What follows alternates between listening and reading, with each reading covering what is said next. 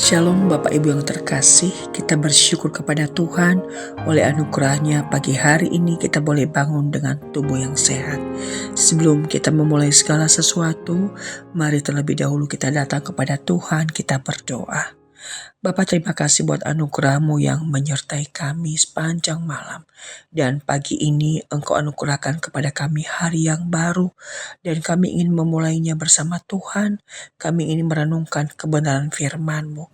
Tuhan, kiranya Engkau berkenan menyapa kami agar perenungan ini boleh menuntun kami untuk terus berjalan bersama dengan Tuhan. Kami berserah, kami berdoa di dalam nama Tuhan Yesus. Amin. Pagi hari ini saya mengajak kita untuk membaca firman Tuhan dari Bilangan 32 ayat 23. Berbunyi demikian. Tetapi jika kamu tidak berbuat demikian, maka sesungguhnya kamu berdosa kepada Tuhan. Dan ketahuilah, dosamu itu akan menimpa kamu. Saudara, perkataan ini diucapkan Musa kepada suku Ruben dan Gad ketika mereka berjanji akan membantu saudara-saudara mereka berperang sebelum kembali menetap di sebelah timur sungai Yordan.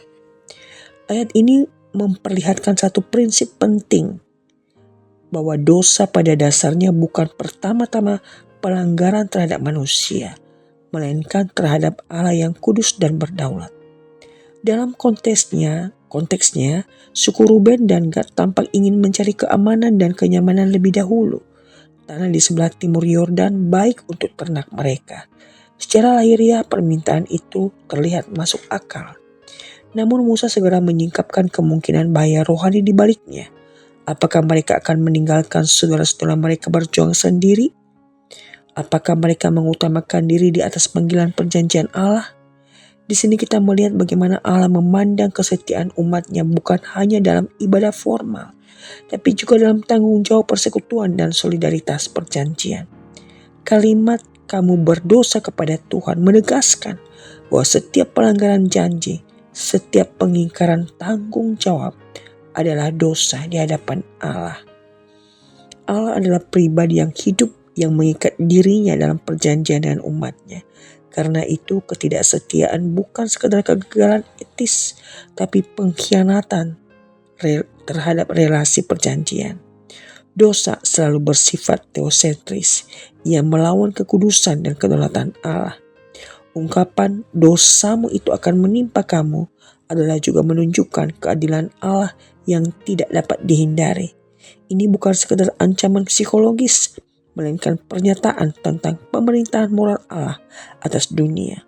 Dalam providensianya Allah memastikan bahwa dosa membawa konsekuensi. Tidak ada dosa yang tersembunyi dari hadapannya. Seperti yang kemudian ditegaskan dalam bagian lain Alkitab. Apa yang ditabur orang itu juga yang akan dituainya. Saudara, perenungan ini kembali mengingatkan kita bagaimana kita hidup sesuai dengan perintah-perintah Tuhan.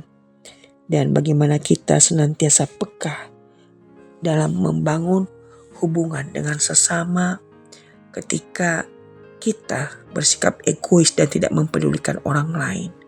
Maka itu kita bukan hanya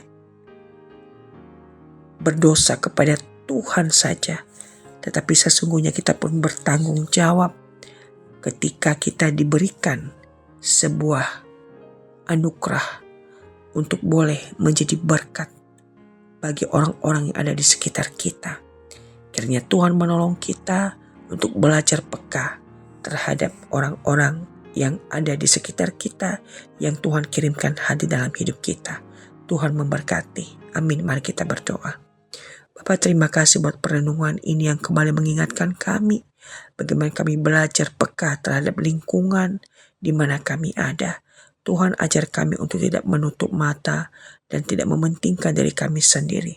Tapi kami boleh belajar peduli dengan lingkungan kami, dengan sesama, dengan orang-orang Tuhan hadirkan di dalam hidup kami.